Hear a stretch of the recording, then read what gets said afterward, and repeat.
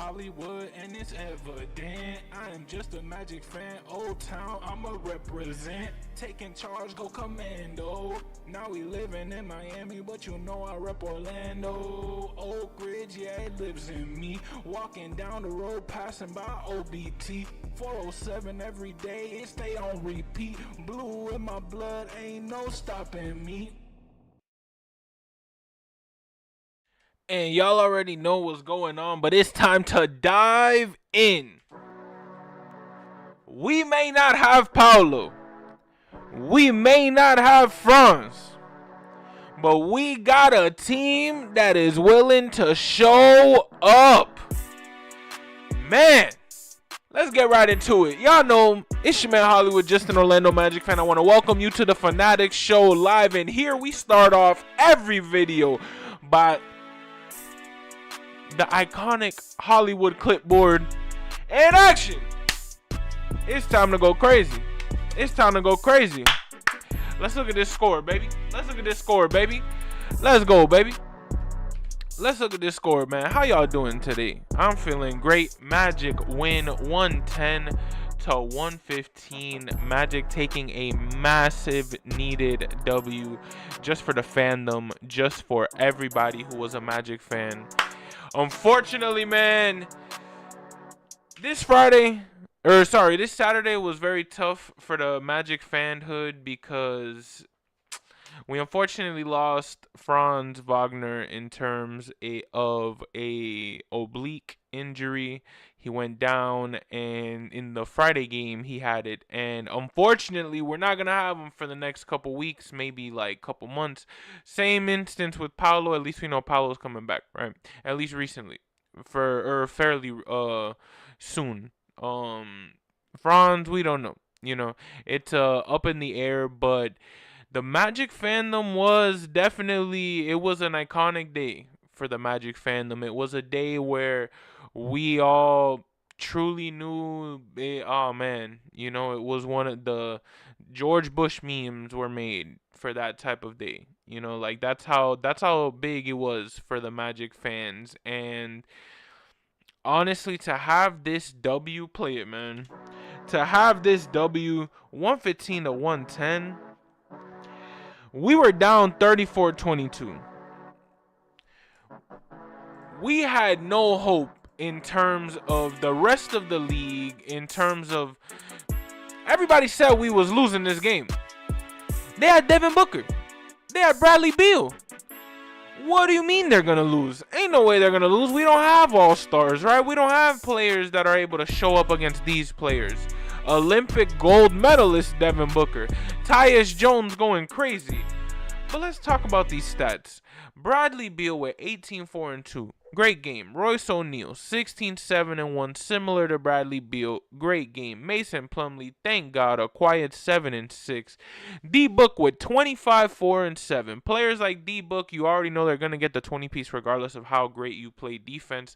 Letting him not reach the 30s, letting him not reach the 40s, even the 70s that he's reached before is something that is a win in my book for this Orlando Magic team, especially not having our two stars. I'm going to say it once, I'm going to say it twice, for as long as we don't have them, because if it was any other team, if it was a Lakers, if it was a Celtics, if it was a major team in this NBA in terms of franchise-wise or marketing-wise, people would excuse it, and I feel like the Magic, we are definitely on the way. So I will definitely remind everybody time and time again, we do not have our two all-stars.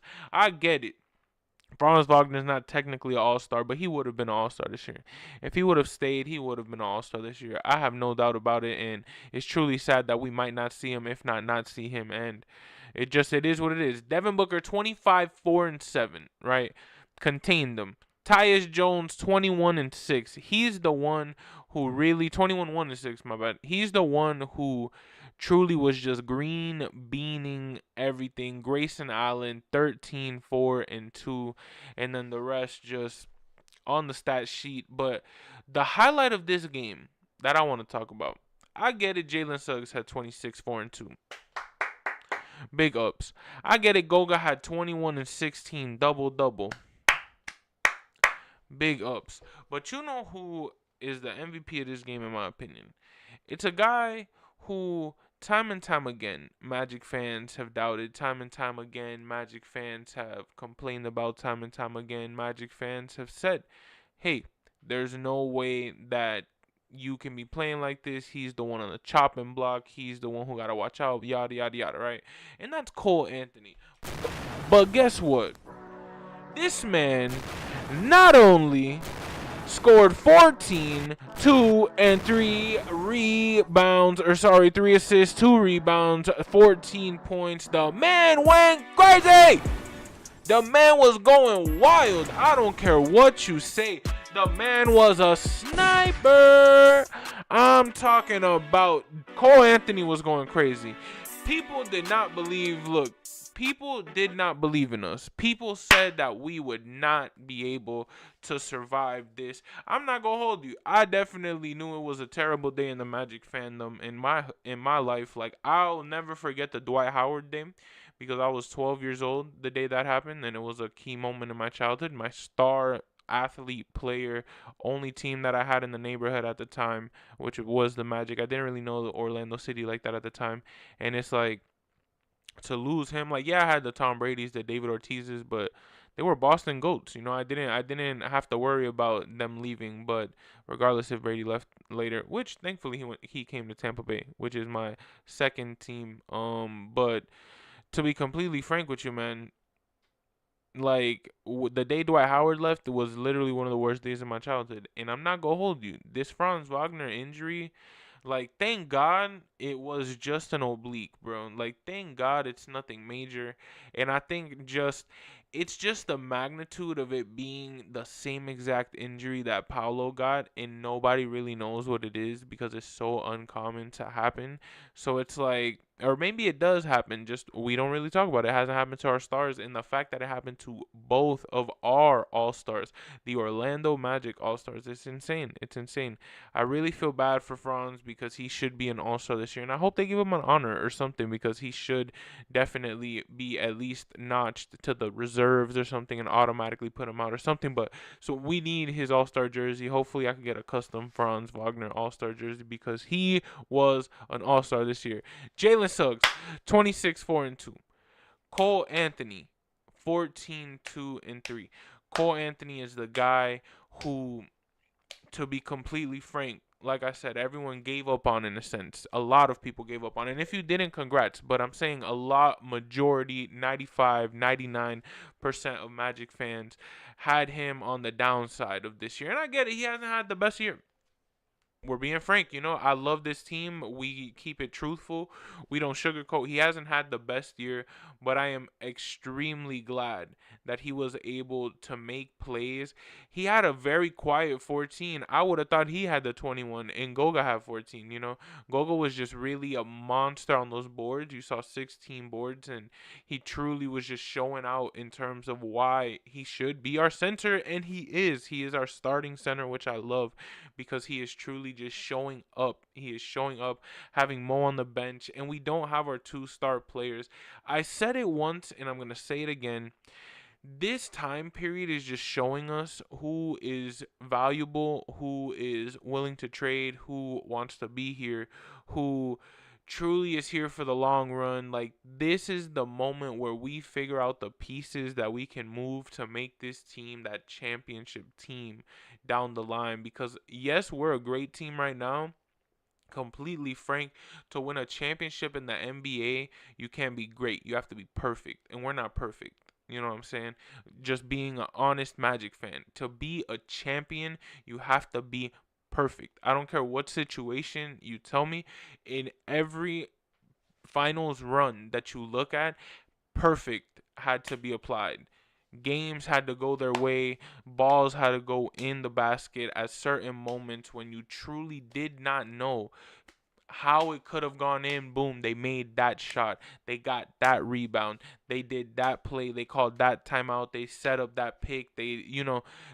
Everything has to be perfect in order to win an NBA championship, because you don't win an NBA championship for nothing. To get all the way there, I get it. Some people have lucky games. I get it. Some people have lucky series. It's 4 series to get to the finals. You got first round, second round, conference finals, and then the finals. 4 series just to, and let's not even talk about the 82 games that you just played to get the playoff rankings to even consider yourself the option to compete for a championship. Right now, we don't have our star players. It's not like our fans are saying, I really hope we win all these games. At the end of the day, yes, we do want to win these games, but if we lose, it's not like we're going to be mad. We know why we're losing. We don't have our star players. We don't have the players that we focused on building this team around. So it's unfair to criticize the Wendells, the Gogas, the KCPs, even the Jalen Suggs. I get it. Jalen Suggs is a star. We gave him a bag and stuff, in our opinion. Like, he's one of our stars, but to be honest, he's showing now like why he is a star in this league and why he is a star definitely on this team. But it's unfair. He came into this season thinking that he was going to be a third option. Gogo Batadze thought he was going to be third option on the bench competing for a second option. Wendell, obviously, like, there's so many different factors that you look at with these guys. Cole Anthony, completely different script. Obviously, self-play comes into play, right?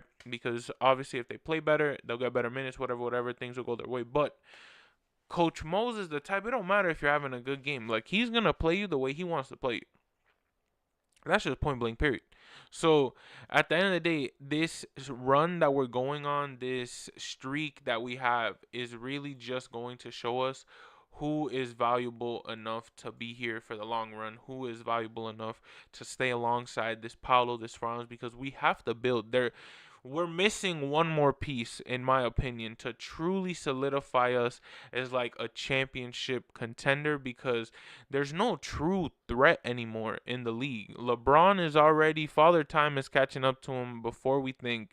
Kevin Durant, unfortunately, injury prone, and Phoenix is always up and down, right? You got the Giannis Antetokounmpos. Milwaukee has their ups and downs. There's not like a true set. Even Steph Curry and the Warriors, everyone's like, oh, they might be back because of Steph Curry. But there's not a true set like, nah, bro, they're taking over. Boston, maybe. And of course, I'm being biased, but like, you know what I'm saying? At the end of the day, I think we can give Boston a run for their money right now with Franz and Paulo. Let alone if we add a great star to truly catapult us to be this NBA Finals competing team. All I'm gonna say is if we ever get to the finals, we better win it, bro. Like, so I would hate to just make it there and not win. I think that would be the worst feeling ever. I think just in a whole off season of almost getting it and then losing, bro. Like, we experienced it in 95. I wasn't alive. We experienced it in 2009. I was alive. I don't really remember it. I don't want to experience the feeling of getting to the finals and losing. Like, I'll rather not go to the finals than get to the finals and lose. Genuinely, just for the man, because oof, the merch I'm gonna buy, the bread I'm gonna spend on tickets, all of that, we have to win. We have to win. There's no way. But obviously, man, that's far down the line. Right now, this is 110, 115. Your Magic just truly taking a dub. Our next game is going to be the NBA Cup game, I believe. Whoa, really? Yeah. Tuesday. The NBA Cup game is going to be on Tuesday, December 10th at 7 p.m. at Milwaukee. It's going to be a little tough. Then we have obviously, if we win or lose, will determine what next games we have. But if we lose, our next game would be that Thursday of the following week, which would be December 19th.